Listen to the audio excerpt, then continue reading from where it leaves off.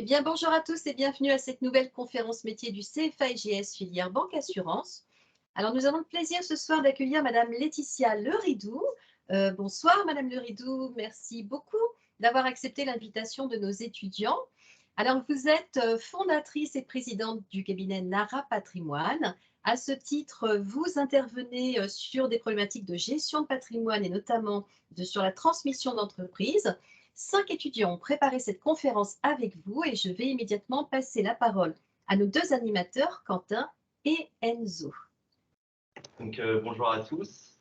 Donc, effectivement, Madame Leridou nous fait l'honneur d'intervenir pendant cette conférence métier, donc effectivement sur le thème de la transmission d'entreprise, qui a été préparée avec mes camarades, donc Quentin Cabal, Xavier ici, Alexandre ici et Sayat juste derrière.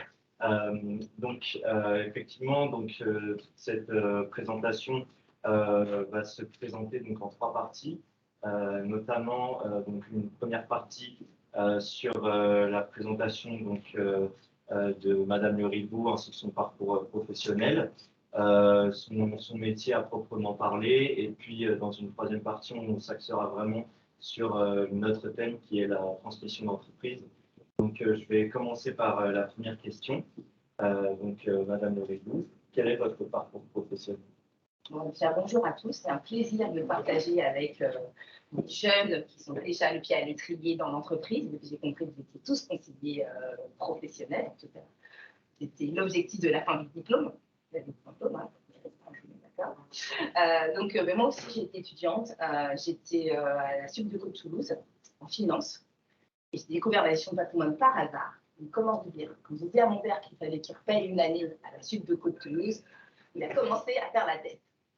En fait, c'était de l'alternance. Effectivement, en trouvant mon entreprise, ça a permis effectivement de payer l'école, de me payer, de me donner une expérience professionnelle. Donc, je plébiscite à 200% l'alternance pour effectivement entrer dans le marché du travail, parce que c'est la meilleure expérience possible, et pour vous et pour le professionnel qui vous embauche. Donc, ça, c'est la petite parenthèse.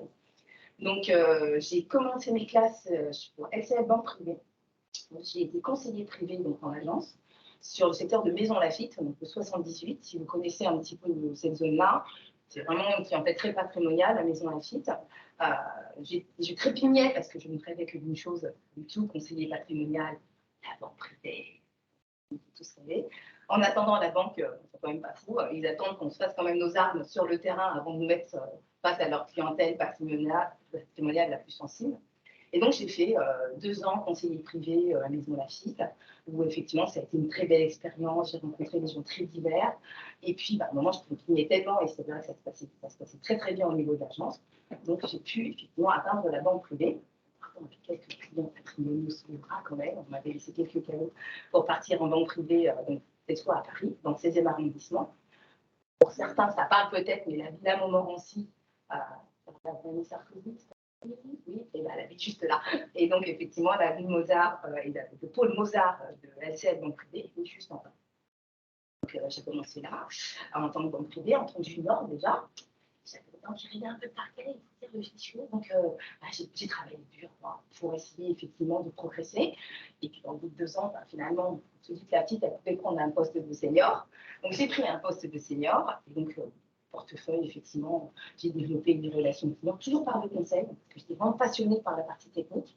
Malheureusement, je n'avais pas encore toutes les casquettes que j'ai aujourd'hui, mais j'ai tout de suite compris qu'il fallait travailler avec les conseillers pro, parce qu'effectivement, énormément de capitaux transitent par effectivement les entreprises. Et le premier sujet, c'est on veut capter effectivement de nouveaux capitaux. Je vous parle en tant que professionnel parce que vous avez dû entendre le CAPEX, la prospection, comment on capte de nouveaux clients. L'enjeu était là pour moi. C'était par l'entreprise que je pensais qu'il était le plus intéressant d'accéder à une clientèle haut de gamme et à de nouveaux capitaux.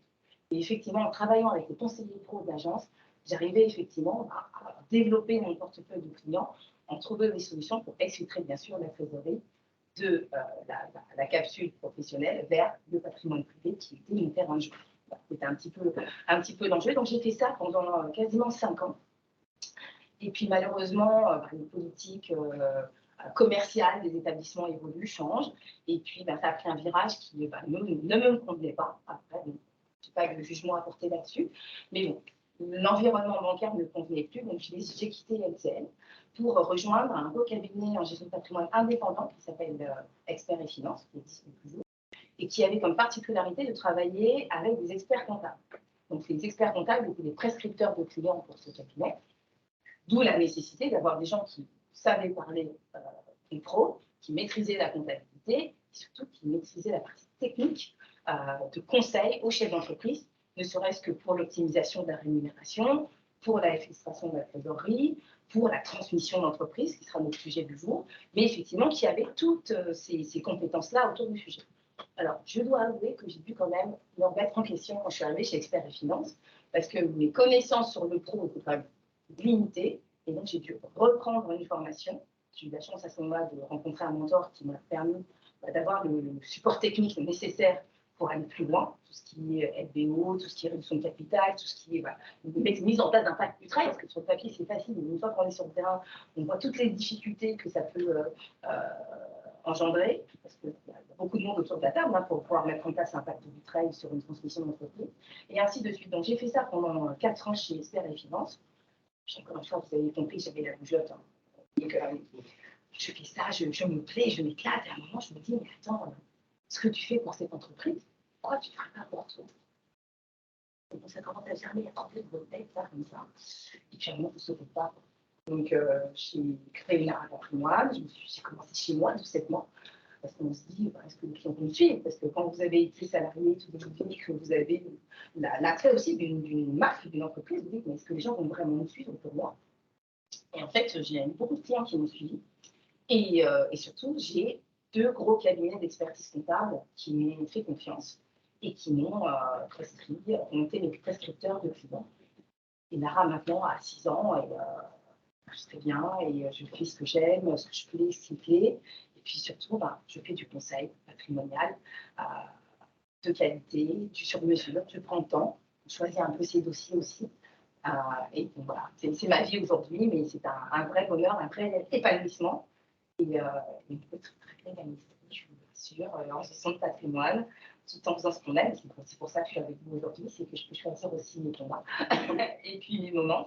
Et j'aime partager, j'aime échanger. Et donc, on va passer un petit moment ensemble sur cette matière que j'aime tant, qui est la gestion de patrimoine. Donc voilà mon parcours professionnel. J'ai essayé de faire court, mais je suis très bavarde, vous avez tous compris le sujet. C'est vrai que vous avez l'air épanoui. Ah, oui, Vous êtes de bonne humeur, ça donne envie. Du coup, on va parler plus du métier en tant que président de cabinet de gestion de patrimoine.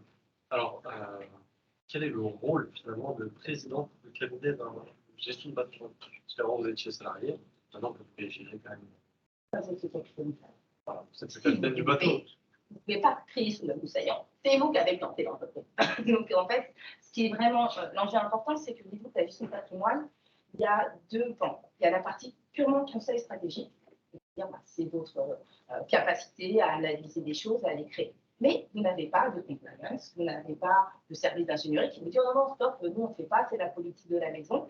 Pour diverses raisons, on a pris cette position-là. C'est vous qui donnez les limites. Donc, certes, c'est vous qui les donnez, mais si vous dépassez la ligne rouge, c'est vous qui serez directement responsabilisé sur les limites du conseil de ce que vous donnez. Deuxième sujet, c'est la partie lorsqu'on est sur la mise en application d'une stratégie et qu'il y a des solutions d'investissement qui sont proposées, assurance vie, OPCVM, SCPI, c'est vous qui faites votre choix, vous faites votre marché. Donc, vous avez des partenaires qui vous proposent leurs produits, à vous de leur poser les bonnes questions, d'aller choisir des bons partenaires, parce que c'est eux qui vont être le réceptacle des investissements que vous allez faire pour vos clients. N'oubliez pas pour votre conseiller en gestion de patrimoine, comme vous, banquier, l'argent des clients n'arrive pas sur votre compte. Il transite directement chez l'assureur ou chez le partenaire sur lequel, effectivement, il y a un placement financier qui est à faire. Sauf que c'est vous qui êtes en responsabilité, et c'est vous qui accompagnez et conseillez vos clients dans la démarche d'investir sur tel ou tel. Donc, la responsabilité du président, c'est de se dire, je suis effectivement le capitaine du bateau, j'ai toutes les responsabilités qui incombent, mais j'ai aussi toute la liberté qui va avec de choisir et quelles sont mes délimitations de ce que j'accepte de faire dans mon entreprise et ce que je n'accepte pas de faire. Par exemple, tout ce qui est évasion fiscale, c'est pas mon travail. Je ne fais pas ça. C'est en termes d'organisation pour mon cabinet, ce n'est pas ce que je veux mettre en place. Donc, si vous cherchez tout type de service, vous ne l'aurez pas au sein de mon cabinet. Sur certains produits, je me dis, certaines maisons que j'ai analysées ne me paraissent pas suffisamment solides, suffisamment transparentes dans leur communication, donc je décide de ne pas travailler avec cette maison de partenaire. Et donc, c'est encore moi qui décide. Donc, la responsabilité est là parce qu'effectivement, on va décider de tout, mais avec la responsabilité de tout. Donc, il faut prendre le temps, et c'est pour ça que c'est un gros travail au début de la création du cabinet. Heureusement, j'avais déjà fait ça avant, donc on commence à connaître sur la place les gens qui fréquentables ou pas. D'accord. Mais il y a aussi la recherche de nouveaux partenaires, et puis il faut être curieux, il faut gratter, il faut chercher pour être sûr de ne pas confier les capitaux de nos clients à des gens qui seraient peu recommandés. Ça, c'est très, très important. Et le dernier point, c'est aussi toute la responsabilité réglementaire. Et là, ce n'est pas géométrie variable. Vous avez l'AMF, et l'AMF, il y a des règles, il y a la CPR. La CPR, il y a des règles. Et vous devez vous y conformer. Et vous créez toute l'arborescence dans votre cabinet pour justement sûr de respecter ces réglementations. Parce qu'en dehors du risque client, qui est l'insatisfaction client, est problématique. Ce côté-là, ou partenaire, si votre partenaire perd la vente du client, mais aussi le réglementaire qui peut vous mettre en risque vis-à-vis de votre activité. Donc, il y a vraiment tout cet environnement-là qui est à contrôler, à maîtriser lorsqu'on commence à réfléchir à l'arborescence de son cabinet. Est-ce que vous pouvez nous présenter du coup Nara Patrimoine en termes d'effectifs, d'organisation, également de locaux, de s'instituts, Pardon Enzo de vous couper la parole 30 secondes, mais est-ce que Sayat pourrait couper le partage d'écran pour le moment? Parce que ça prend toute l'image en fait. Et du coup, j'ai peur qu'on ne voit pas beaucoup Madame Le Rideau. Merci beaucoup. C'est bon? Parfait. Vous pouvez me reposer la question, parce que là, j'ai perdu le fil. Désolée. Donc, je me disais, est-ce que vous pouvez nous présenter Nara Patrimoine en termes d'effectifs, en termes de locaux, localisation? Bien sûr. Alors, Nara Patrimoine, c'est Laetitia Le Rideau et Laetitia Le Rideau. En fait, ça m'amuse quand les entreprises vous appellent pour vous vendre des services. Puis je parlais au DRH, oui, c'est moi. Puis je parlais au directeur, oui, c'est moi encore. Puis je à la dame de ménage, oui, c'est encore moi. Bref, c'est une SASU, vous avez tous compris, c'est moi et moi-même. En attendant, comme je vous ai dit, j'aime la jeunesse.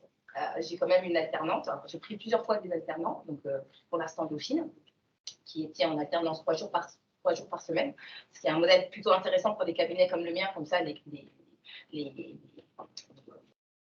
les élèves suivent les dossiers de bout en bout, parce que sinon c'est un peu compliqué de partir 15 jours et puis de reprendre les dossiers, donc c'est pour ça que c'est un modèle qui m'allait bien, et puis Dauphine, et aussi dans les démarches de réflexion, de conseil patrimonial, qu'est-ce que j'aime effectivement les éléments. Donc pour l'instant, je suis officiellement la seule employée de Nara Patrimoine, mais j'ai aussi une alternante qui, maintenant que Nara est mature, si effectivement elle a son diplôme, que tout se passe bien, je garderai à l'issue de son alternance. Il ne faut pas le dire trop souvent parce qu'elle a encore un an à faire.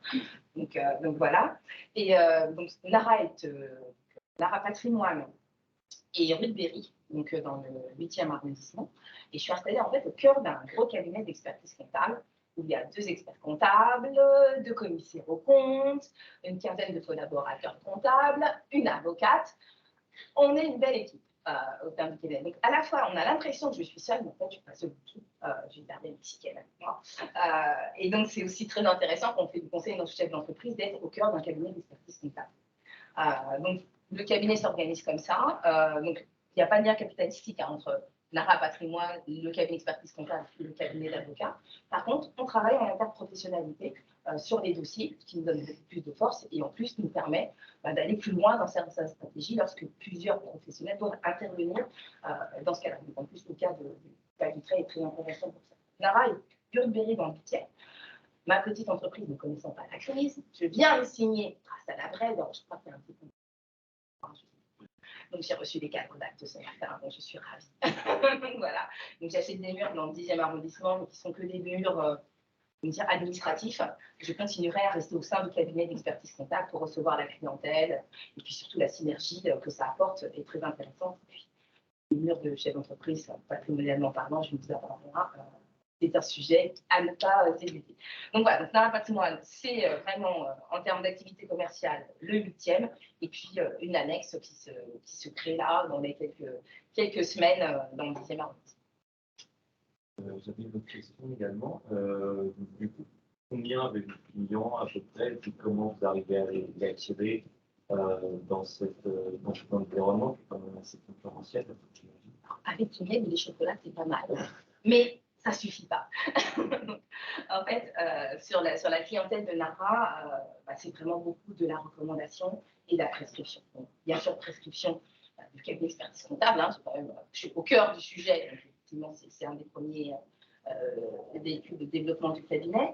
Mais aussi l'avocate avec laquelle je travaille régulièrement, le notaire aussi, qui est aussi un ami.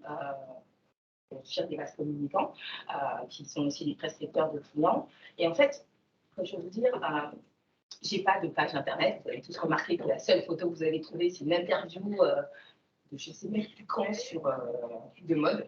Je n'ai pas du lien comme sur internet, c'est vraiment que de la recommandation. C'est important pour moi parce que dites-vous qu'on travaille sous un modèle d'honoraires. Et quand on fait payer des honoraires à des clients, ils viennent chercher une solution particulière. Solutions qu'ils n'ont pas trouvées auprès de leur établissement bancaire ou solutions qu'ils n'ont pas trouvées auprès d'autres professionnels qu'ils ont sourcés. Donc en fait, je vais attirer finalement les clients parce qu'en fait, ils cherchent une solution que personne ne leur a donnée.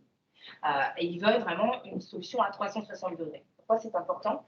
C'est que l'expert comptable, il va vraiment regarder des solutions du point de vue, voilà, comment j'optimise sa comptabilité, qu'est-ce que je passe effectivement en actif, en passif. C'est une chose. Le notaire, il va avoir plus sa vision transmission. L'avocat, il va se dire, bon, c'est le juridique, comment... Moi, je vais regarder la stratégie à 360 degrés. Non seulement je vais avoir le fiscal, le juridique, la transmission, la maîtrise effectivement des flux à l'intérieur de l'entreprise, mais surtout, c'est n'oubliez pas qu'RCGP, c'est aussi un conseiller en instruments financiers. Donc, une fois que j'ai construit toute la stratégie, donc ce que j'appelle toute l'architecture de conseil, je vais pouvoir effectivement la développer en proposant des produits d'assurance vie, des produits de prévoyance, des produits de placement immobilier ou divers placements financiers. Et donc, je vais jusqu'au bout, au bout du sujet. Donc, j'ai vraiment l'intégralité du panel à offrir aux clients. Et en fait, c'est vrai que la majeure partie des clients viennent me voir, c'est vraiment parce qu'ils ont une vraie problématique patrimoniale et parce qu'ils sont recommandés par diverses personnes de mon entourage professionnel direct ou par mes propres clients. Pour revenir à mes clients, j'ai 25 clients. C'est bizarre, les conseillers qui doivent avoir des portefeuilles. Allez, je vais être gentil, 400. Ah ouais, ça, d'accord. Mais en fait, avec 25 clients patrimoniaux, alors je m'entends bien, hein, en fait, prenez le temps de faire les choses sur mesure et vous avez largement, effectivement, les possibilités pour réfléchir, développer, optimiser, choyer, parce que mes clients sont choyés d'ailleurs un peu trop, parce que je pense que s'il m'arrive un truc, ça peut leur faire tout drôle. mais voilà, ce sont mes clients, ce sont des gens. Alors, on n'est pas là pour aimer ses clients, mais j'avoue que moi, je les aime. Chacun est particulier. Je me suis énormément attachée à eux parce que je les connais depuis certains depuis des années, d'autres depuis pas longtemps. Mais en fait, dites-vous qu'on est en immersion dans leur patrimoine, on est en immersion dans leur... Quand vous êtes conseiller patrimonial, vous réfléchissez le développement, la transmission. Donc, on vous présente les enfants, ils vous parlent des enfants, ils vous parlent des craintes qu'ils ont pour leurs enfants, ils vous parlent de leur famille, des faiblesses dans la famille. Et même une clause bénéficiaire, quand on commence à creuser une clause bénéficiaire, vous vous rendez compte, la cousine, machin, c'est pas possible, mon beau-frère, maintenant c'est une purge. Vous avez tous les éléments qui rentrent dans leur vie, vraiment privée en fait, que n'a pas le notaire, que n'a pas l'expert comptable. Ils se confient vraiment à nous sur les choses qui sont les plus chères pour eux, leur famille et leur argent. Ça. Donc on est vraiment, partie prenante de leur vie. Aujourd'hui, mes clients, il y a le moindre sujet de patrimoine qui tombe dans leur compte dessus, ils m'appellent. Il y a la moindre sollicitation de banque, ils m'appellent. Il y a un décès dans leur famille, ils m'appellent. Voilà, ça fait partie quasiment de mini-family office parce que vous êtes leur conseil. Vous vous rendez compte, nous, on touche à tout. On touche à la fiscalité, on touche à la transmission, on connaît très bien la comptabilité et en plus, on connaît tout leur patrimoine par cœur parce qu'on les suit depuis des années. Donc, l'enjeu, c'est qu'en fait, vous vous rendez compte, en plus pour un chef d'entreprise en particulier, c'est qu'en fait, ces gens sont souvent très seuls. Parce que vous ne confiez pas à vos collaborateurs. Quand vous avez une inquiétude sur l'activité, vous n'allez surtout pas faire peur à vos commerciaux ou autres, à votre famille. Vous n'allez pas les inquiéter en vous disant bah oui, peut-être que ça va mal se passer, peut-être qu'on va devoir nous rendre la maison qu'on a apporté en gage pour développer l'activité. Donc en fait, vous êtes très seul et il vous reste finalement que deux personnes avec qui vous échangez vraiment, votre expert comptable, parce que c'est le cœur du réacteur de la société, et votre conseiller en gestion de patrimoine. Donc c'est vrai qu'on a une relation très particulière effectivement avec nos clients et de confiance aussi. Donc, on a aussi une énorme responsabilité derrière. Et pour le coup, on n'a pas besoin non plus d'avoir énormément de clients. Pourquoi? Quand vous êtes sur une, enfin, du moins pour ma part, quand vous êtes sur de la clientèle professionnelle, en fait, les flux, quand vous êtes sur des clients pour une entreprise qui va bien, qui sont récurrents. Chaque année, bien d'accord, on fait le bilan en fonction du résultat de l'exercice, distribution des bilans, qui dit distribution des bilans, dit captation de capitaux.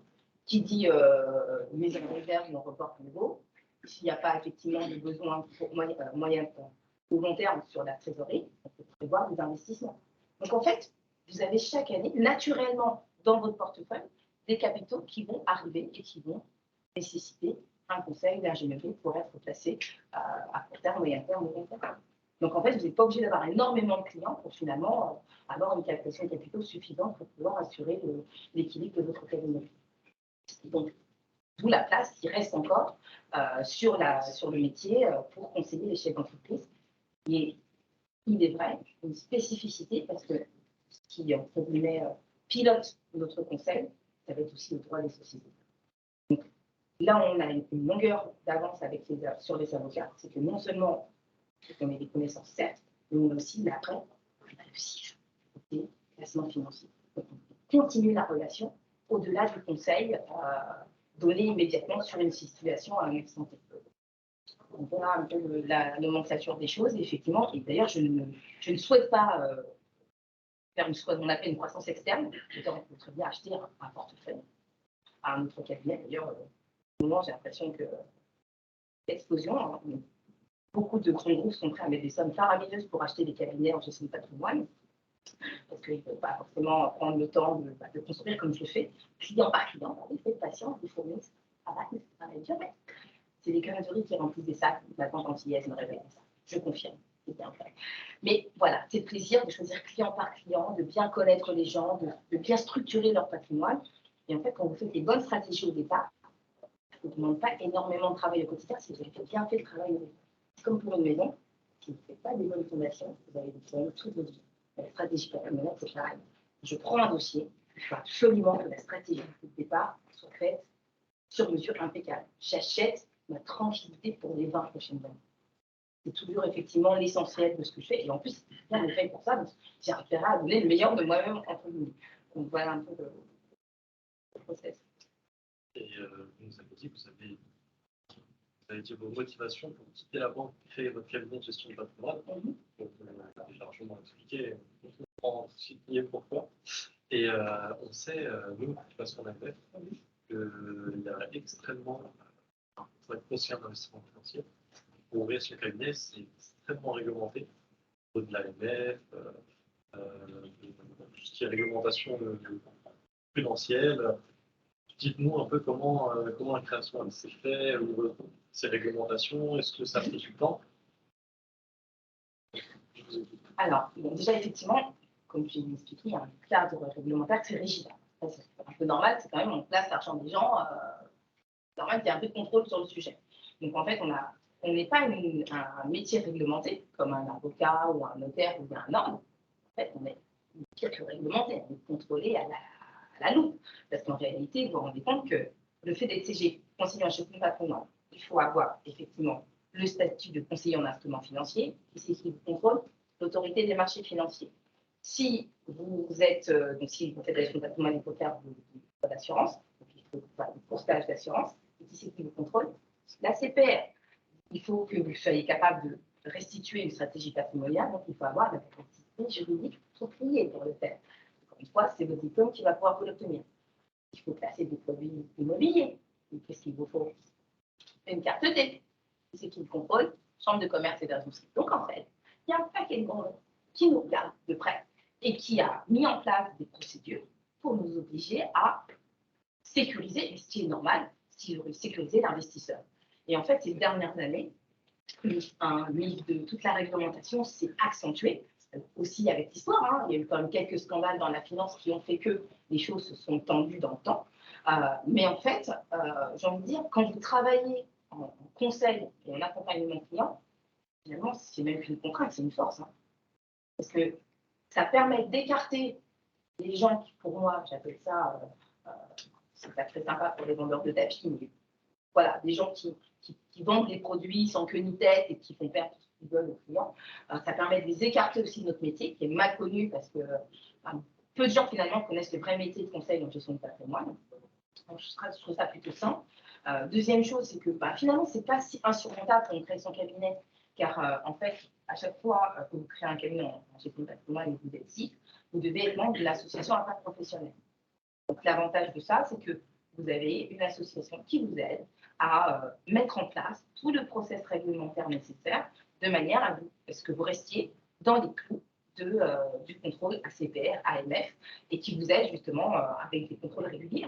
L'association vous contrôle régulièrement pour s'assurer que vous êtes bien dans le process. Donc, par exemple, le profil de risque du client, est-ce qu'il est fait, s'il y a une adéquation entre le risque et les actions qui sont proposées.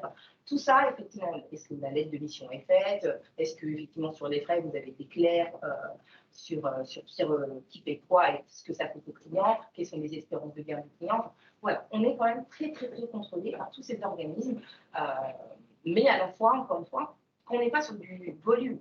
En fait, je ne dis pas que j'arriverais à faire ça aussi bien si j'avais 300 clients. Hein.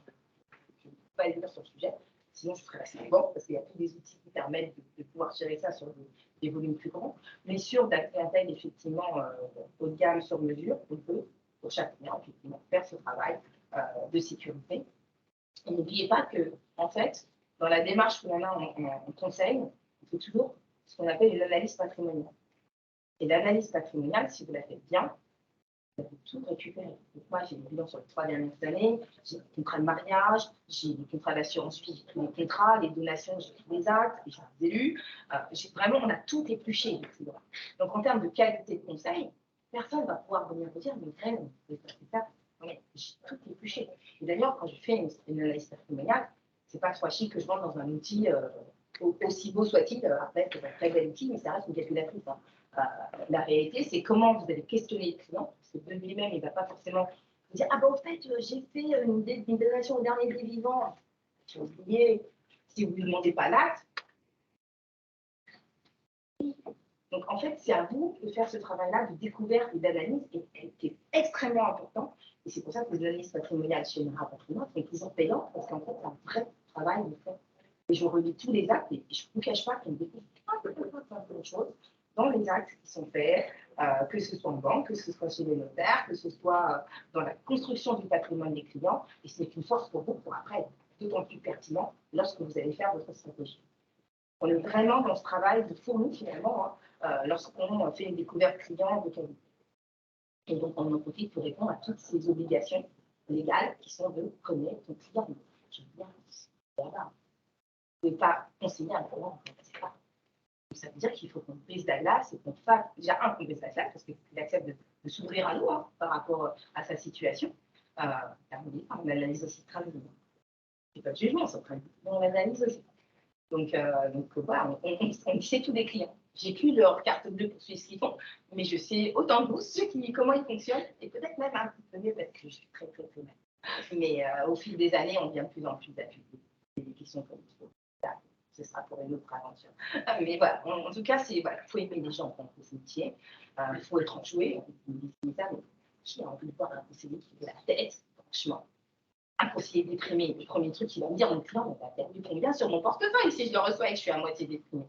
Non, on est chef d'entreprise, on a la pêche, on va en avant, et puis oui, il faut que les gens aient envie de travailler avec nous.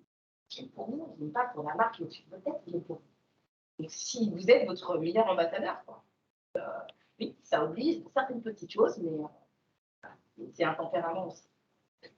Du coup, j'avais une question parce que nous, on est objectivé en banque. Même si certaines banques plus ou moins objectivent leurs conseillers, on a quand même tous des objectifs en tant que conseiller. Est-ce que vous fixez des objectifs ou pas Au début, j'avais un magnifique cahier des charges. Mais ça, quand vous sortez de la banque, vous êtes tellement habitué à ça que le premier truc que je me dis, non, puis en fait, vous vous rendez compte qu'en fait, ça ne va pas avec notre méthode. Ce modèle linéaire de captation de capitaux. La réalité, c'est qu'en fait, vous allez prendre dossier par dossier, je vais faire votre travail d'analyse. Et en fait, les premières années, c'est de l'investissement. Et encore une fois, là où moi, je ne me fixe pas d'objectif, c'est que dans mon ambition personnelle, ça, c'est la notion de président, mais important, c'est de me dire, ben voilà, à partir du moment où le cabinet, financièrement, a ses charges couvertes grâce aux récurrents et que donc le salaire est couvert, je n'oblige rien. Si un client que je rencontre ne corrompt pas, j'ai l'impression qu'il a découvert, qu'il n'a pas envie de me dire les choses, qu'en dépit de mon explication, ça ne passe pas, je ne vais pas forcer les choses.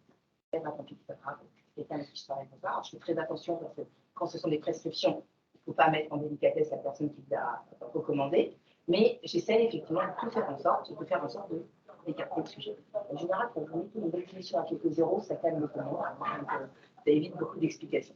Mais en fin de compte, pour moi, l'essentiel, c'est surtout, surtout aujourd'hui, je peux me permettre de le dire, mais c'est que est-ce que aussi est-ce qu'intellectuellement, là, je me dis, je vais sortir de mes zones de confort, je vais devoir aller chercher, je vais devoir regarder des jurisprudents, je vais devoir un petit peu embêter mes copains notaires ou avocats.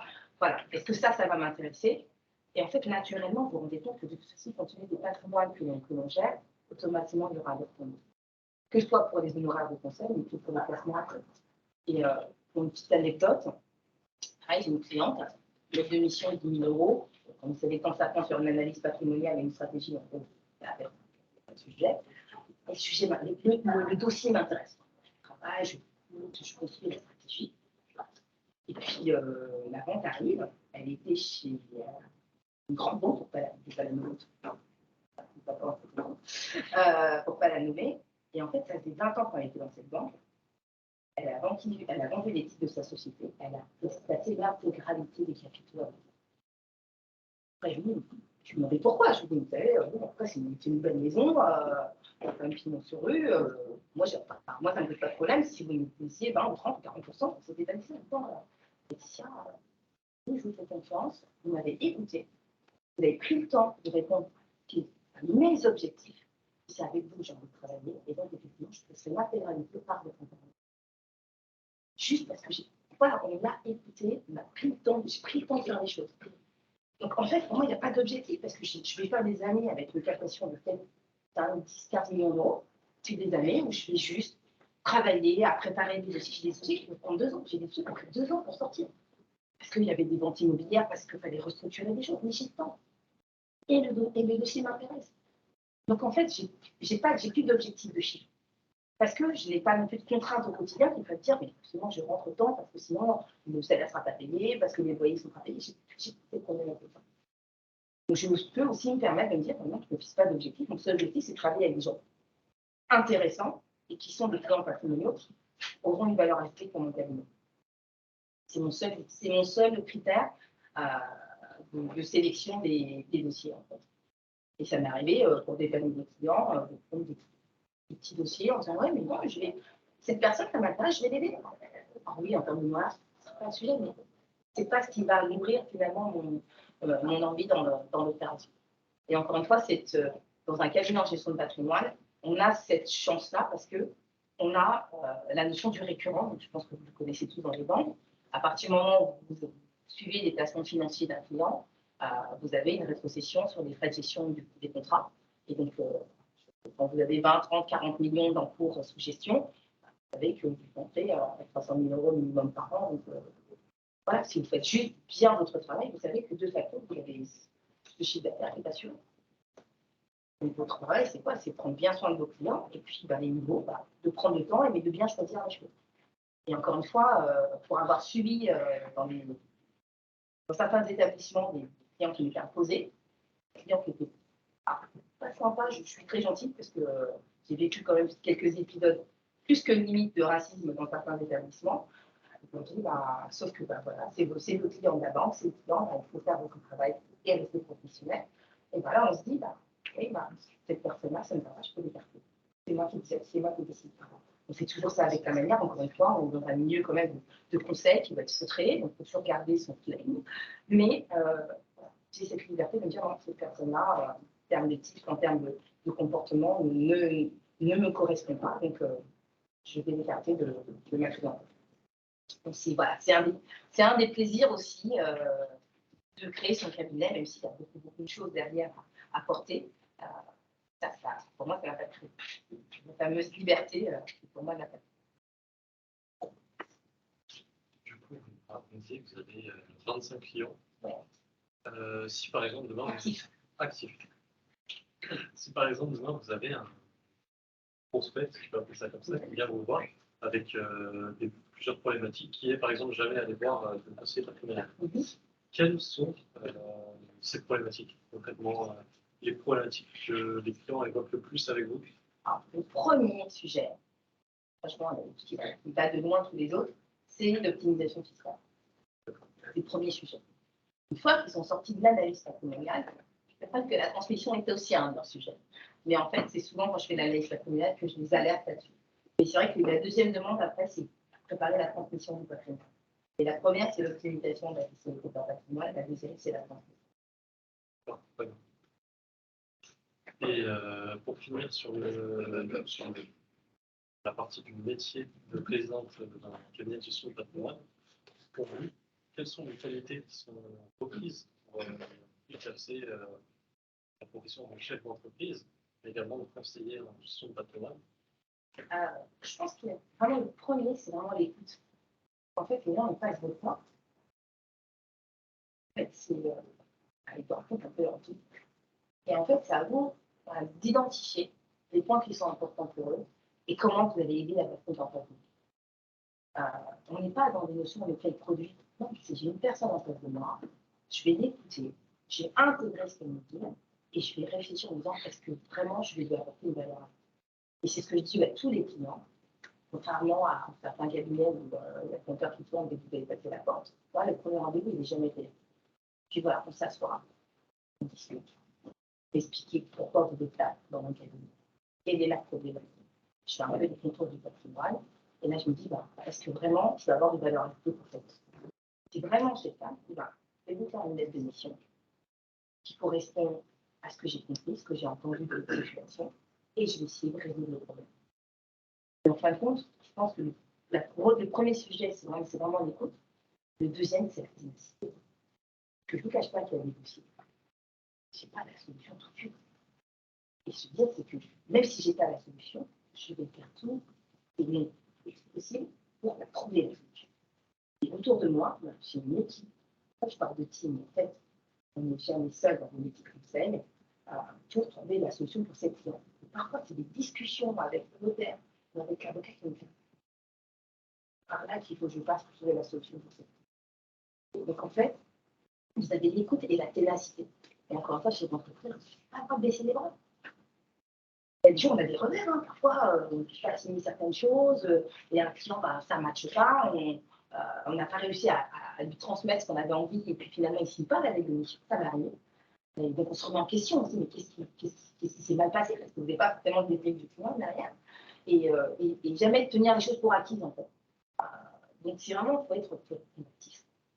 Quelle que soit l'entreprise, vous tombez, vous vous relevez, il faut y aller parce qu'il n'y a personne qui va vous prendre la main. C'est vous qui êtes le dirigeant de votre entreprise. Et en plus, quand vous avez des salariés, c'est pour ça que j'ai pris du temps aussi. Parce que pour moi, un salarié, c'est pas un salarié, c'est une partie de vous. Elle parle à mes clients, elle connaît mes clients par cœur, elle va être avec moi au quotidien sur toutes les choses. C'est une collaboration, c'est extrêmement important. Donc, je ne peux pas venir quelqu'un dans mon cabinet si déjà, je peux assurer un salaire qui conviennent et qui n'ont pas qu'elle me fait. Et deuxième, c'est de me dire, mais on est utile. Donc, du coup, on est ensemble dans le même bateau, c'est une collaboration, et au même titre que moi, il faut qu'on soit à égal sur le sujet. Donc, quand on parle effectivement de ce partage des bénéfices, enfin, donc, tout ce qui me parle, je ne vois pas comment aujourd'hui des jeunes formés, efficaces et intelligents, on ne les intéresse pas aux résultats. Je comprends. Je me dis, ils sont au même titre que moi, création de valeur. Ah oui, j'ai créé l'entreprise au départ. Oui, j'ai capté les premiers clients. Et cette personne qui vient travailler avec moi, qui va se donner aussi pour convaincre, pour capter les nouveaux clients, elle doit être intéressée au chiffre d'affaires. Donc en fait, je veux dire, et aujourd'hui, je pense, dans nos métiers de finance, parce que je ne sais pas, on a quand même cette visibilité sur le chiffre d'affaires, comme je l'ai expliqué tout à l'heure. Je pense que c'est extrêmement important pour fidéliser et puis impliquer effectivement les collaborateurs dans le développement. Donc les banques commencent un peu à le faire avec des situations intellectuelles. Je trouve que c'est encore timide. C'est encore timide au regard de ce qu'on peut faire financièrement. Et quand en plus vous avez bien en face intellectuellement, moi j'ai pas envie de faire pendant. Allez, on va dire mais voilà, enfin, il y a vraiment quelque chose qui se crée, je l'accompagne sur son alternance, je la forme, et elle connaît mes clients, elle échange, et je me dis, mais cette personne-là, elle a aussi des rêves, elle a aussi envie d'avancer, d'écrire sa voix, c'est aussi ça. C'est réaliser ses rêves et enlever du monde avec soi. Quand je viens en conférence comme ça, où je donne des cours, je dis, en fait, j'ai envie de vous emmener dans mon aventure, parce qu'en fait, quand vous la maîtrisez, elle est belle. Elle est belle et il y a de la place. Je ne sais pas si ce sera la même chose dans 20 ans, mais pour l'instant, il y a de la place, et encore une fois, aucune intelligence artificielle n'est prête à nous prendre le ciel. Tout de suite, j'ai un mari informaticien qui est dans la partie. Quand je vois le chemin qu'ils vont avoir à parcourir pour créer de petites stratégies, on n'a pas de souci à se faire. Donc j'ai envie de dire, c'est un beau métier, utile, et en plus, on peut vraiment s'épanouir. Donc voilà. Je sais que pour l'instant, vous êtes dans la banque, là, je ne vais pas trop vous débaucher, mais intéressant. Du coup, la deuxième partie axée sur le métier, vraiment plus dans la gestion de patrimoine. Donc, on va passer à la troisième partie, qui est vraiment sur notre cœur de thème, donc la transmission d'entreprise. Donc, vous avez préparé un diapo explicatif avec un cas concret. Pour vous donner les contours, donc je vous ai fait un petit focus sur le principe du pacte de travail que vous connaissez certainement tous. Mais surtout, j'ai après pris un dossier que j'ai vraiment porté pour des clients. Bien sûr, changer les noms des clients, mais voilà, c'est vraiment ce que j'ai présenté à un client. J'ai découpé sinon ça aurait été trop long, mais voilà, c'est vraiment des éléments que j'ai mis en place. Et puis surtout, concrètement, j'ai vu quels étaient les freins, quelles étaient les difficultés, pas des financements, vous dites autour de la table, pour aller jusqu'au bout de ce projet, mais qui a été mené jusqu'à son terme. On a pu transmettre l'entreprise au fils repreneur. Donc voilà, on va regarder tout ça ensemble. Ce que j'aimerais, c'est que c'est interactif. On va arrêter. Pour moi, vous êtes les clients aujourd'hui.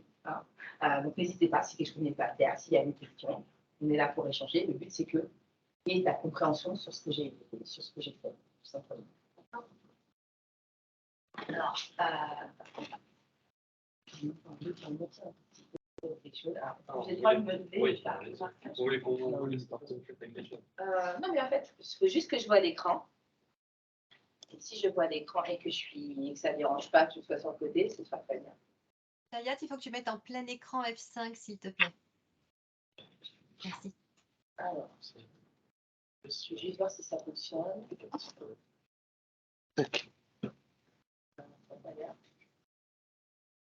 Je change les slides, en fait.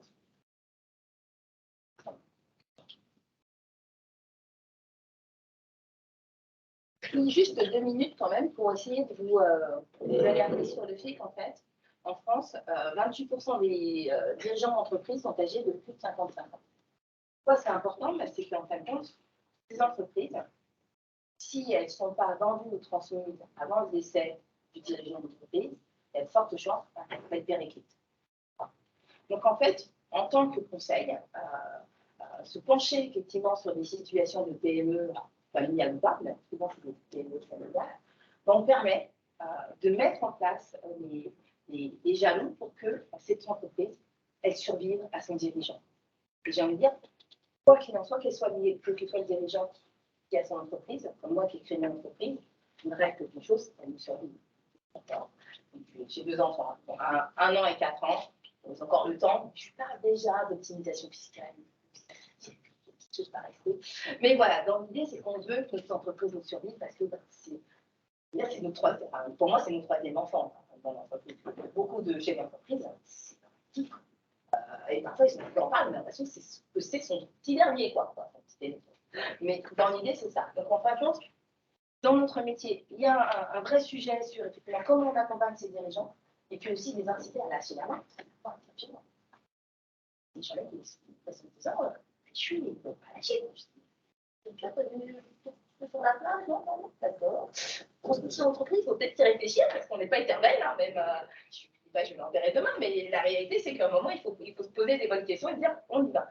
Donc voilà, c'est aussi notre travail de préparer aussi les dirigeants à lâcher un peu prise et peut-être à transmettre en entreprise un de leurs enfants. Donc ça, c'était le premier sujet d'alerte. Donc, sur le plan fiscal, le législateur il s'est rendu compte qu'il y avait vraiment un sujet là-dessus. Surtout en France, comme vous savez, contrairement à l'Allemagne qui a vraiment un énorme tissu de PME, nous, on se bat pour essayer de garder ce tissu de PME qui est quand même ténu comparativement à certains de nos voisins européens et qui sont des gros pourvoyeurs d'emploi et d'emploi. Donc, ils se sont dit, mais il faut qu'on trouve une solution. Et donc, cette solution, c'est de dire, on va mettre en place un système fiscal qui incite les dirigeants d'entreprise à transmettre leur société de leur vision. Donc, effectivement, on a des dispositifs d'exonération de taxation de plus-value à l'impôt sur le revenu. Ça, c'est souvent les opérations d'apport cession à holding. Donc, ce n'est pas le sujet du jour, mais ça fait partie des options qui s'offrent à nous. La loi du trade, donc le fameux pacte du trade qu'on va voir ensemble. Le système des régimes mère-fille. Vous avez une ligne et plusieurs filiales. Donc, voilà. Donc, ça, c'est un petit point d'ancrage. Et puis, dernier sujet, il y a la partie civile, donc il y a la partie fiscale d'un côté avec ce que je vous ai expliqué, et la partie civile, parce qu'effectivement, il y a avec les donations des parts sociales, la possibilité effectivement de transmettre l'entreprise.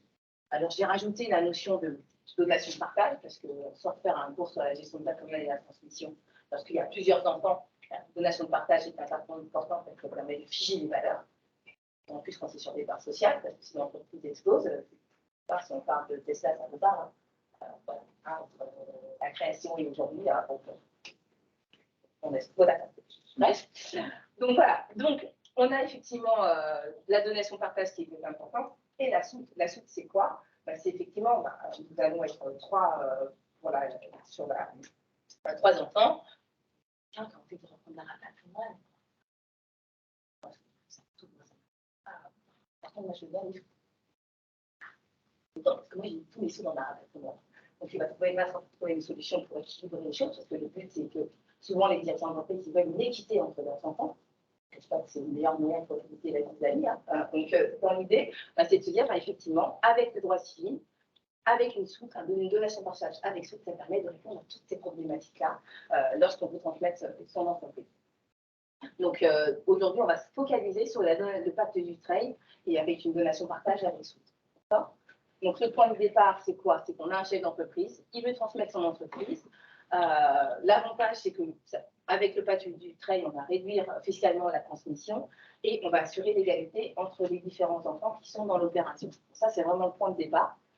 Le pacte du trade, en soi, ce n'est pas quelque chose de très compliqué. On bénéficie effectivement de 75% de la base imposable des droits de donation. Là, ça paraît abstrait, mais j'ai bien l'exemple concret avec des chiffres. Je ne perds pas tout le monde. Et effectivement, sur les droits, il y a encore une réduction de 50%. Mais c'était l'objectif pour éviter qu'effectivement les droits de donation ou de succession viennent finalement annuler une transmission d'entreprise. C'est vraiment l'objectif du législateur. Quelle que soit la loi, à chaque fois, quand c'est un avantage qui est donné sur une opération, c'est qu'il y a une utilité derrière la dette. Tous des montages de Normandie et autres, de Célier et compagnie, c'est immobilier, c'était pour faciliter effectivement l'accession effectivement au logement et donc inciter les particuliers à construire de l'immobilier. Donc voilà, donc là c'est la même idée, ça fixe des entreprises avec des activités industrielles, commerciales, artisanales ou agricoles, libérales ou holding, ils ont ouvert vraiment le maximum. Le but c'est que personne ne passe à travers les autres. Quel que soit le type d'entreprise, on les incite effectivement à les transmettre. Donc, voilà, et l'idée, c'est quoi? C'est dire, d'accord, on va vous donner un énorme avantage fiscal, mais en contrepartie, on va quand même s'assurer que vous allez travailler dans le sujet. C'est que la personne qui reprend, elle va travailler dans l'entreprise. Pas juste, je mets un peu de paillettes, je travaille sérieusement dans l'entreprise, mais en plus, je m'engage à ne pas vendre les actifs pendant un certain nombre de temps. Et c'est vraiment l'objectif du législateur, c'est de dire, voilà, on va inciter les gens à reprendre, et on va faire en sorte quand même qu'ils ne prennent pas un coup à l'envers en profitant de l'opération de transmission et qui rentrent tout de suite derrière les actions parce que c'est une grosse perte pour l'État parce qu'encore une fois, on va passer à côté des plus-values, des actions de plus-values, comme le rattachement et le euros. Je ne cache pas que dans 20 ans, je pense qu'à mon avis, ça va être une plus-value qui va être un peu stratosphérique. Donc là, c'est le même sujet pour toutes les PME. Souvent, on parle de très peu de choses, quoi. Et finalement, au bout d'un certain nombre d'années, il y a un gros truc, quoi. Donc voilà, ce dispositif-là est quand même très contrôlé, parce que c'est aussi une perte de manne fiscale aussi pour l'administration, pour l'État. Donc ça, c'est un sujet. Donc, ce que je vous expliquais, donc là, c'est développé par rapport effectivement au pacte. Donc, engagement collectif d'un délai d'au moins 2 ans, c'est-à-dire engagement collectif si le dirigeant, l'enfant repreneur sont partie prenante dans la société et ont des activités de direction. Engagement individuel, une fois que papa est parti ou maman est partie, l'enfant reste encore 4 ans dans l'entreprise, effectivement, à conserver les titres de la société. Et après, effectivement, il aura possibilité, éventuellement, s'il le souhaite, de revendre le titre si c'est nécessaire. L'objectif, c'est justement qu'ils reprennent l'entreprise, en tout cas que l'entreprise ne périclite pas au décès du dirigeant. On passe la balle au plus jeune, qu'après il a sa société qui la revend, pourquoi pas le nom, on va passer la balle au plus jeune, et la société continuera à vivre. Donc vraiment, l'obsession du législateur, c'est de dire comment je trouve une solution pour que le décès du dirigeant ne sonne pas la fin de l'entreprise. Puis n'oubliez pas, souvent les dirigeants d'entreprise, puis essayer, il arrive dans l'informatique, il sera incapable de gérer une société de gestion patrimoine. Donc si je ne crée pas les calculs-là pour que votre entreprise soit bien vendue, ça disparaît d'elle-même. Donc, je vous ai mis un petit schéma qui, je trouvais juste indispensable que j'utilise pour les clients, pour qu'ils comprennent finalement à quoi correspond l'engagement, entre la signature de l'engagement collectif de conserver les titres, le début de l'engagement individuel et effectivement le moment au partir duquel le nouveau dirigeant sera totalement libre. D'accord ? Donc ça, c'est extrêmement contrôlé, parce qu'effectivement, si vous ne respectez pas réglementairement toutes les conventions, je ne vais pas tout traiter, et vous pourrez impliquer sur tout ce que vous avez évoqué. D'accord? Donc, de réputer à qui je me passe, parce que on a fait sur l'exercice. Après, il y a tout un formalisme à respecter au moment du don manuel sur les attestations envoyées aux services fiscaux. Alors, voilà, je vous passe là, l'avocat est très efficace, c'est intéressant, d'où l'interprofessionnalité et le non-respect du formalisme. Là, par contre, c'est très très cher. Donc, attention à ça lorsqu'on met un pacte du travail en place. Donc, on peut le faire aussi à haut niveau, je ne vais pas trop vite parce que c'est aussi un autre sujet. Alors, on a parlé du pacte du travail, donc n'oubliez pas 75% d'abattement sur l'assiette taxable et après 50% sur les droits dus. Donc, il y a un joli paquet fiscal. Après, on a parlé de la donation-partage. Ouais, je pense que vous connaissez peut-être le sujet. La donation-partage, c'est j'ai 3 enfants, je leur donne à chacun une somme. Cette somme, je la fais en donation-partage, ça permet de figer sa valeur dans l'instant T. Si je ne fais pas ça, à mon décès, un des enfants peut dire ah oui, mais lui, là, son argent, il l'a utilisé pour acheter une belle voiture qu'il a cassée, qui aujourd'hui vaut 0. Alors que l'autre, il a utilisé son argent pour acheter un bien immobilier qui a fait x2. Et bien, pour le coup, on rapporte la donation de celui qui a fait l'immobilier qui fait x2 dans la succession et l'autre pour 0. Donc, ça veut dire qu'il récupère sur son part qui a bien tapé son argent. Donc, si vous avez déjà assez de problèmes dans les familles comme ça, on commence à avoir des familles dans une posée avec des problématiques autour. On fait une donation partage, comme ça, tout le monde est figé sur sa valeur, il n'y a pas de réclamation au décès. Donc, indispensable la donation partage. La soute, c'est ce que je vous expliquais, c'est simplement parce qu'il y a un des enfants qui part du comprend, sauf qu'au même titre que l'autre, il a droit à son pot des parts qui ont été données à son frère. Donc, il faut qu'on indemnise, c'est ce qu'on appelle la soute. D'accord ? Alors, ça, c'est facile quand les parents ont énormément de patrimoine financier. On dit, bah, à lui, vous lui donnez l'entreprise, on l'a évalué, ça vaut tant, 700 000, et puis pour l'enfant qui ne prend pas, on lui donne 700 000. Ça, c'est facile quand on a des liquidités dans le patrimoine personnel. Et quand ce n'est pas le cas, il faut une autre solution. Sachant qu'on a toujours qu'un enfant repreneur. Donc voilà, donc je vous ai fait une petite illustration autour d'un cas. Donc j'avais monsieur et madame Di Marzio. Monsieur Di Marzio a eu un enfant d'un premier, qui s'appelle Thomas. Il a eu un enfant en commun avec madame Di Marzio, qui sont Léa et Kevin. Et seul Kevin est dans l'entreprise et souhaite reprendre effectivement la société. D'accord ? Donc l'objectif des parents, c'est de transmettre leur entreprise, mais tout en conservant une équité entre les 3 enfants. Donc, première problématique, j'ai un enfant d'un premier. Deuxième problématique, j'ai qu'un enfant repreneur. Donc, il faut qu'on fasse l'équilibre dans tout ça. Donc, l'objectif pour moi, ça a été de trouver effectivement le curseur pour que je puisse à la fois équilibrer les donations pour tout le monde et assurer la transmission de 100% d'entreprises à pied. D'accord? Est-ce que c'est clair pour tout le monde de figer les prénoms parce qu'après, on savait. Donc, monsieur et madame Di Marzio, ils ont 50% de l'ASS MMRC, plus simple, voilà, qui a été évalué, c'est 124 000 euros. Alors là, parmi les questions qui m'avaient été posées, c'est comment on évalue l'entreprise. Ce n'est pas le travail de alors oui, je m'amuse, j'ai des tableurs Excel qui me permettent, avec les différentes méthodes d'évaluation que nous apprenons tous, de le faire. Et c'est la responsabilité de l'expert qui parle. Je travaille de l'expert qui parle, je vais les voir, je dis, bah, voilà les 3 derniers points. Avec les différentes méthodes d'évaluation que tu veux dire, combien vaut cette société. On est sur des titres non cotés, on est bien d'accord. Donc, je veux dire, c'est la géométrie variable. Demain, il y a moins de problèmes à vous sur vous, il y a moins de problèmes sur votre travail. Pas expert comptable, vous avez évalué la société, il y a un litige sur la valeur de l'évaluation, vous faites très très mal. Donc vous allez voir l'expert comptable, c'est lui qui vous donne la valorisation. Ça ne pas de comprendre comment ça a été fait. En attendant, vous ne prenez jamais le que vous avez fait vous, mais celui qui a été attesté par l'expert comptable. Comme la parenthèse, très important. Et c'est le client qui décide de la valeur de la société. Hein. Et là aussi, c'est souvent la grande discussion. Non, non, d'accord, ça ne vaut pas ça, je fais. Alors, c'est toujours les discussions entre le client et l'expert comptable, parce que moi, à mon bébé, j'ai toujours l'impression qu'il vaut plus que ce que l'expert comptable me dit. Peut-être qu'il a que j'ai raison, hein, peut-être qu'un acquéreur viendra et dira, mais vous mettons sur la table. En attendant, quand on est dans ce type de montage, de transmission de patrimoine, c'est pas moi ou mon qui va décider, je vais décider, surtout que je ne prends pas la boîte à entière. Donc, on laisse l'expert comptable donner son évaluation et on part de celle-là. Tout un travail aussi pour nous, d'expliquer aux clients la situation et de faire accepter que c'est l'expert comptable qui a raison sur ce niveau-là. C'est un autre niveau de jeu là-dessus. Je sais pas comment vous parlez. C'est fini normalement, c'est ça.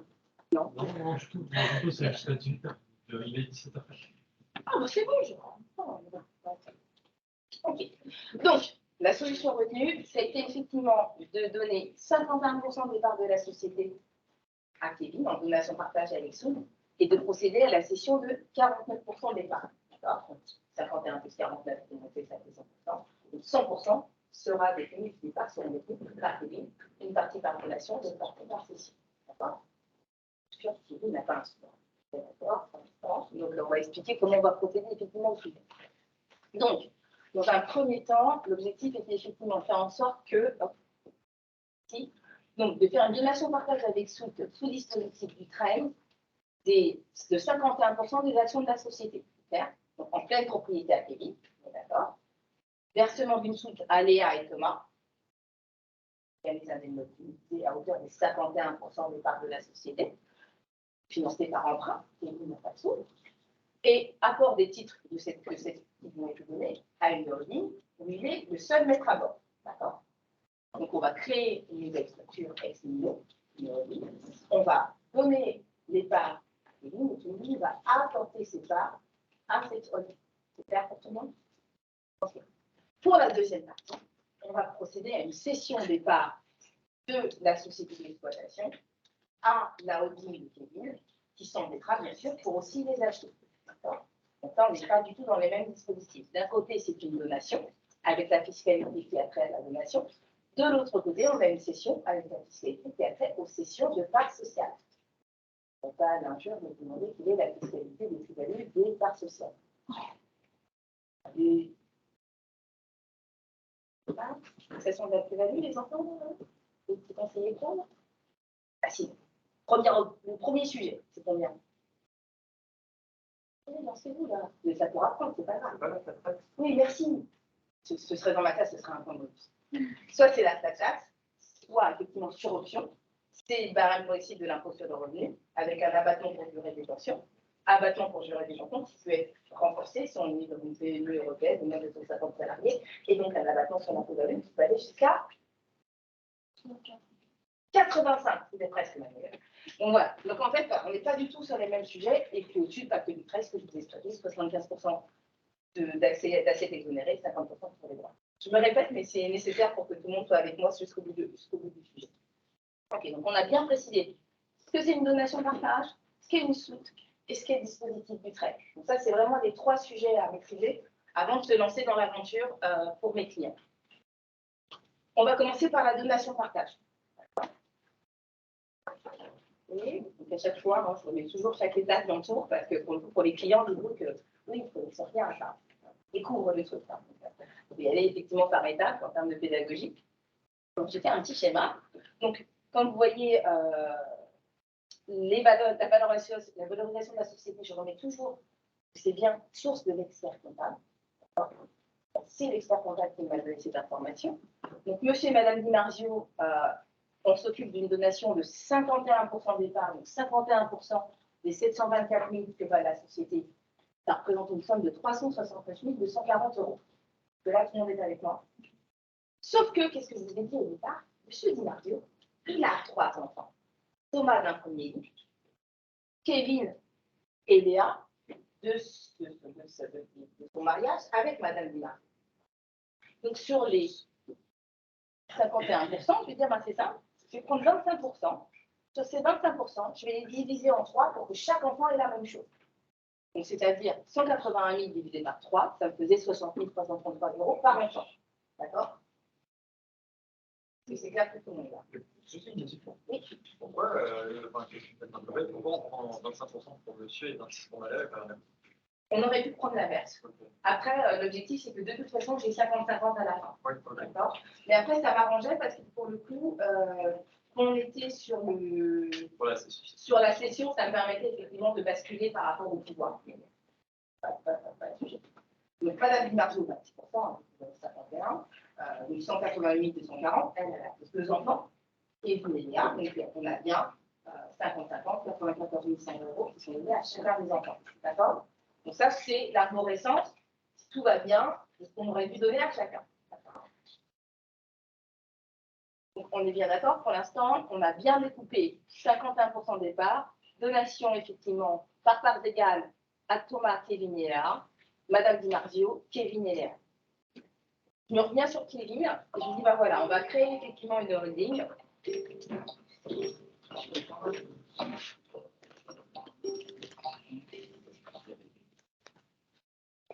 Je reviens sur Kevin. Donc Kevin, effectivement, on va lui faire à ce moment-là, c'est là que c'est important, c'est là que je joue le pacte du trait. On va lui faire une donation partage. Alors, pourquoi donation partage? Parce qu'on va dire, Kevin, c'est pas que je te donne qui va tant aujourd'hui. Pour tes frères et sœurs, tu leur dois tant, la même valeur, mais en euros. Donc on va figer les valeurs. Sauf que lui a eu des titres, les autres auront du cash. D'accord. Ces actions qui vont être données effectivement à Kevin, il va les apporter à une holding, donc qui sera le seul dirigeant. On est d'accord? Une petite statue ou une URL que Kevin détient.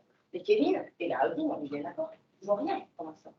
Donc ça veut dire que, certes, les titres qui ont été donnés à Kevin, qui sont apportés à la société, pas de problème, ils n'ont pas dépensé de temps. Mais par contre, il va falloir qu'il continue son travail dans ça. Parce qu'au moment où les parents vont leur donner là 60 000 pour Thomas, 60 000 pour Léa, 94 000 là pour Léa, en attendant, ils ne sont pas financés. Quoi. Kevin, il apporte les 60 000 de son père à la holding, il apporte les 94 000 de sa mère à la holding, très bien. Mais ça veut dire qu'il doit quand même 94 000 à Léa, de la part de sa mère, et 60 000 à Léa et à Thomas, du côté de son père. Donc, il n'a pas d'argent, Kevin. Donc, l'idée, c'est de dire, c'est simple, les 2 fois 60 000 qu'il doit à ses frères et sœurs, et les 94 000 de sa mère qu'il doit à sa sœur, et bien, on va devoir les financer. Donc, c'est pour ça qu'on parle de soute, parce qu'effectivement, il va indemniser ses frères et sœurs, grâce effectivement à cette soute, qui sera financée par qui? Par nos amis dans le groupe. Donc, voilà un petit peu le process. Donc, premier temps, on a un premier endettement qui est celui-là. Si je m'arrête là, d'accord, c'est bien beau. Que le banquier n'est pas un petit turlupine quand on arrive à ce stade-là. Je me demande si la société dans le monsieur. C'est bien beau là. C'est mon truc, 214 000 €. Comment la holding va rembourser? Il a prévu comment elle va rembourser la holding? Qu'est-ce qu'elle détient la holding? elle détient des parts de la société d'exploitation à hauteur de 51%. Donc, c'est-à-dire qu'elle aura droit à 51% des d'accord. Donc, effectivement, première chose que moi, mon j'ai analysé, est-ce que la société d'exploitation de départ, elle génère suffisamment de résultats nets après impôt pour m'assurer que la remontée des dividendes de ce départ, qui sont des société, me permet de rembourser, la soute qui aura été octroyée au client. Premier sujet. Non. Donc ça, je vais m'arrêter là et je vais me dire, ben voilà, globalement, trouver le levier du pacte du trade, il arrive à ce moment-là. En fait, comme je vous l'ai expliqué, le pacte du trade, c'est première chose, j'ai droit à 75% d'abattement sur l'assiette de taxation de la plus-value. D'accord. Donc, masse des biens donnés pour madame, 180 000 euros. Masse des biens donnés pour monsieur, 188 000 euros. On est d'accord? Pour Kevin, il a eu un tiers de son père, des parts de son père, et 50% des parts de sa mère, 60 000 plus 90 000. Le montant d'exonération, c'est 75% de l'assiette. Donc, on retire 45 000 pour Kevin, et il ne reste que 15 000 euros taxables sur la partie de son père. Et sur la partie de sa mère, il ne reste plus que 23 000 euros taxables. Vous m'avez suivi? Parce qu'effectivement, on a exonéré 75% de l'assiette. Là où c'est une particularité que l'analyse patrimoniale est importante, c'est que je regarde les abattements auxquels qui ont déjà été utilisés pour Kevin. En ligne directe, on sait qu'on a un droit d'abattement de 100 000 euros par enfant et par parent. D'accord? Sauf que Kevin avait déjà fait l'objet d'une donation. Donc là, il n'avait plus d'abattement à utiliser. Alors, zéro. Et du côté de sa mère, il lui restait un petit peu d'abattement que j'ai utilisé. Résultat des courses, la part taxable de l'enfant est non de 15 000 euros du côté de son père et de 21 000 euros du côté de sa mère. Sauf que j'ai le droit, effectivement, je calcule des droits de mutation à titre gratuit, c'est progressif, vous savez, là, on a rien, donc j'avais la 1750 pour son père et 2582 pour sa mère. Sauf que je vous ai dit que le travail, il y avait un deuxième effet qui permettait effectivement de diminuer par deux les droits à payer. Donc, résultat, la transmission des quasiment 150 000 euros de valeur de part des parents à Kevin, la taxation, elle est à 1 500 euros. C'est tenable. Du côté de Léa, pareil, c'est le même sujet que pour Kevin, hein, on est bien d'accord, donc c'est des enfants communs. Donc elle a bien reçu un tiers de son père, 50% de sa mère.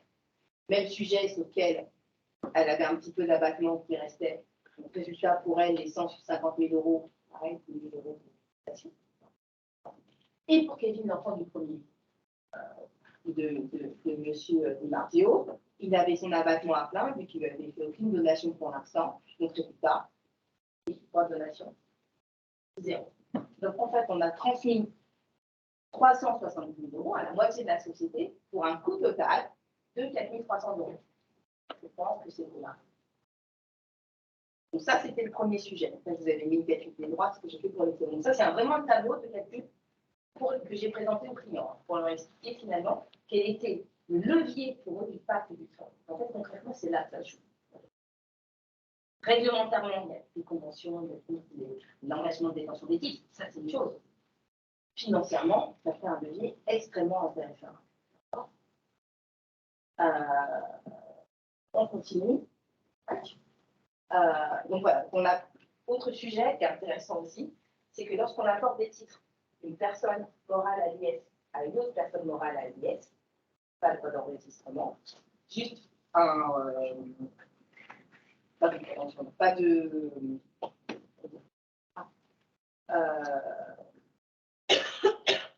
de frais de mutation, pardon. Et donc, sur les apports, on paye 0,10% de l'assiette transmise apportée à la société. Donc, autant vous dire, on parle de 214 euros, il n'y a même pas de sujet. Donc, j'apporte les titres d'une société, d'une personne morale à une autre personne morale. 0,10 d'enregistrement. Donc, là, on a fait que la moitié du chemin. 214 euros quand même, hein. C'est évident pour rembourser là. Et là, c'est pas fini. Je suis encore grattée à la porte de la banque en disant il reste encore 48% de part. Et le Kevin n'a pas l'issue. Donc, cette fois, effectivement, on va faire une vente. Il va falloir bien la financer, cette vente. Première. sujet. Donc voilà, on va jusqu'au bout de l'opération et on est sur 49% des actions. Ça, je passe parce que c'est une question que j'ai faite pour eux. Là, c'est important, c'est que c'est à ce moment-là que je vais regarder comptablement les impacts de tout ça. Kevin, il a sa holding qui vaut 724 000 euros parce on part du principe qu'il a apporté l'intégralité des titres de celle de son frère retraceur. Il a indemnisé par la suite, donc il a bien 51% de toute la société d'exploitation qui est dans la holding et il va acheter avec l'aide de la banque les 49% restants. In fine, Kevin, il aura 100% des parts de MMRC. Le premier sujet, c'est de dire voilà, on a analysé les bilans de MMRC, donc 90 000 euros de résultats nets après impôt. En moyenne, si je prends les 4 dernières années, c'est ce qu'ils ont eu dans le résultat net. Donc je sais qu'avec ce petit jeu-là, chaque année, je vais pouvoir remonter 90 000 euros au niveau de la holding. 90 000 euros qui n'ont pour vocation que de rembourser la banque. N'oubliez pas que Kevin, il est dans MMRC, donc il a un salaire dans MMRC. Et donc, il cède les 49%, il a payé la soupe à Thomas et Léa, tout va bien. Ça, c'est le modèle, et tout est terminé. Là, j'ai fait tout le calcul pour décider de la plus-value avec effectivement les deux options. Est-ce qu'on prend l'achat taxe? Est-ce qu'on prend effectivement l'abattement pour durée de détention? Peut bénéficier de l'abattement de 85% parce que c'était une PME avec moins de 150 salariés, donc très avantageux quand même à vérifier. Donc, en travaillant tout ça, je me suis rendu compte qu'il fallait opter pour le barème de l'impôt sur le revenu et pas la taxe. Franchement, c'est ce qu'on prend sur la vie d'imposition. Donc, ça fait une sacrée différence entre les deux. D'un côté, si je prenais la taxe, on payait 106 000 euros de plus-value. Si je prenais effectivement le barème progressif, il y avait 84 000 euros. Je vérifie les parties de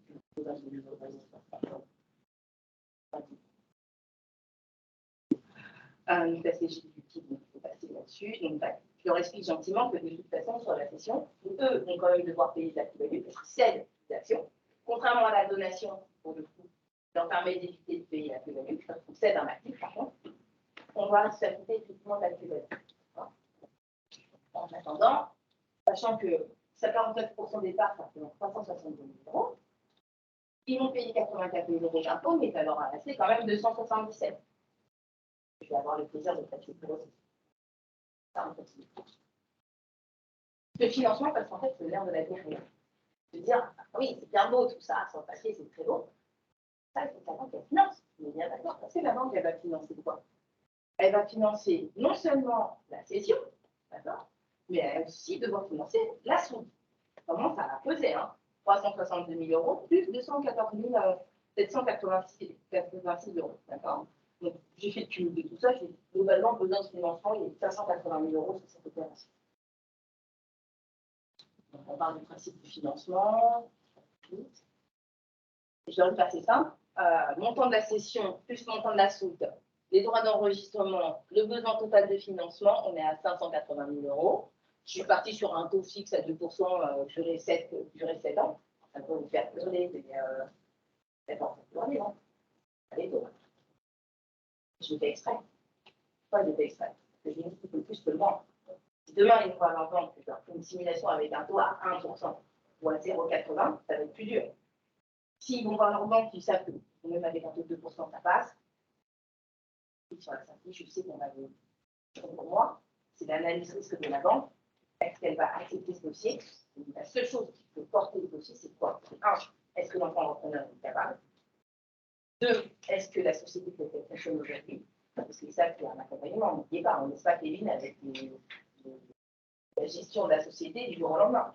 Parce qu'on ne laisse pas plus près, il y a un engagement d'accompagnement des parents des enfants, des gens actuels des enfants, pendant 2 ans minimum, et après, l'enfant s'engage à conserver effectivement des actions pendant 6 ans. Donc, en fait, la banque sait que de toute façon, il ne faut pas abandonner. Alors là, parce qu'il y a un paquet de prêt. Et que deux, on ne va pas laisser l'enfant repreneur dans la nature, puisque les parents sont encore là pour accompagner les déploiements. Et encore une fois, la question, c'est est-ce que l'entreprise, elle est en capacité? Donc, moi, j'ai pris le résultat avant impôt de la société sur les 4 dernières années. J'ai vu qu'on était à 126 000 euros. Donc, après impôt, on est à 87 000 euros. Donc, je vais remonter les dividendes de la société d'exploitation vers la holding. Et donc ça me donne quoi? Pourquoi? Donc, on est bien d'accord, au niveau de la société MMRT, on a bien 87 000 euros de résultat net. Sauf que toutes les parts de la société MMRT sont détenues par la holding. Ça veut dire qu'elle a droit à 100% des dividendes. On remonte les dividendes, il n'y a pas une deuxième ligne, ça a déjà été payé. Il y a eu juste 5% de votre part de frais et charges qui sont prélevés par l'État. Donc, ça veut dire que je sais qu'en marche normale sur cette société, je devrais pouvoir remonter dans la holding 90 000 euros par an. La question, c'est de me dire, ben voilà, est-ce que sur 7 ans, mes 580 000 euros me donnent quelle échéance de remboursement? Et effectivement, je me suis rendu compte que sur 7 ans, à 2%, j'arrivais à une échéance de 80 000 euros par an. Je sais que j'arrive à équilibrer les comptes. D'accord? Entre les dividendes qui remontent et la dette qu'a prise effectivement la holding pendant 7 ans. Je pense que c'est un long, après c'est court. Kevin ne pourra rien toucher sur la holding, rien. Tout aura été consommé par les échéances de prêt. Mais s'il fait le job jusqu'au bout, non seulement il est salarié d'argent dans les MRC, donc il y a un intérêt, mais au bout des 7 ans, quand le crédit sera remboursé, c'est jackpot. Chaque année, 90 000 de dividendes. Et à minima. D'accord? Sachant que n'oubliez pas que dans le résultat de l'entreprise, papa et bien se repartir à la retraite. Donc, du salaire en moins, il sera peut-être nécessaire de remplacer. On ne sait rien, on ne fait pas à hauteur de ce que se connaît papa et maman à l'époque dans la structure. On a un deuxième levier qui est aussi un argument pour la banque au niveau du risque de crédit. Voilà, donc j'ai fait un petit truc très sympa. Si je dois simplifier un petit peu les choses, je projette toujours les clients dans qu'est-ce que ça va donner comptablement pour la holding. C'est quand même aussi de se dire comment on fonctionne. Si je regarde, je dis ben voilà, aujourd'hui les dividendes qui sont montés sont 80 000 euros. Les charges, comptabilité, gestion sont de 3 600 euros. Les charges des intérêts du crédit, 10 000 euros. Donc, bénéfice comptable de la société holding, 75 000 euros. On est d'accord? J'en fais 90. Mais pas comptablement parlant, que les intérêts d'emprunt qui sont multipliés. D'accord, c'est pour la trésorerie que là, on a un autre sujet. Le résultat fiscal, on est sur effectivement 3 600 euros de charges qui sont prélevées. Les charges d'intérêt, 10 000 euros. Sauf qu'en fait, le seul résultat qui est prélevé, c'est 5% de code barre de frais et charges. Vous êtes d'accord? Donc, on est effectivement à moins 9 987 euros de déficit fiscal. Déficit fiscal qui fait que de toute façon, en droit des sociétés, c'est reportable de manière illimitée. Pendant toute la durée du prêt qui est mise, fiscalité de la détention et de la remontée du dividende, on est à 0. En termes de trésorerie, par contre, il n'y a rien. Parce qu'effectivement, on a bien le dividende de 90 000 euros qui remonte, sauf qu'il a toujours les charges, les intérêts d'emprunt, le capital remboursé chaque le capital remboursé, donc en fait, on a été en trésorerie pendant les 7 prochaines années, il ne va rien faire se blanche. Vous êtes d'accord? Et bien sûr, les déficits qui ont été cumulés pourront être reportables les années suivantes. Donc, tout ça pour dire que fiscalement, pour Kevin dans la holding, il ne va rien se passer pendant les 7 prochaines années grâce à son placement. D'accord? Donc, ce n'est pas un frein pour lui. Le seul sujet pour Kevin, c'est est-ce qu'il va être capable de maintenir une société à flot sur le même résultat, une fois que papa et maman auront définitivement une entreprise. Donc, c'est là-dessus que la banque va apporter un risque, parce qu'en fait, le risque, il est circuler.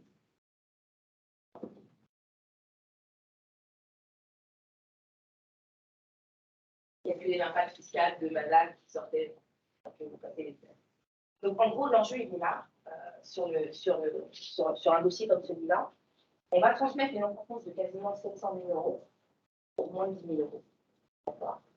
On va donner les moyens à un enfant repreneur, finalement, qui n'a pas forcément des capitaux, de pouvoir non seulement prendre en charge cette entreprise et d'harmoniser ses frères et sœurs sans avoir de problématiques avec eux. Parce que sinon, la seule solution, c'est qu'ils viennent avec eux dans l'entreprise. Donc, les deux associés qui sont très observés, qui ne prennent rien en entreprise, qui ne travaillent pas, et à qui vous devez donner un tiers des dividendes, à qui vous dites en dividendes.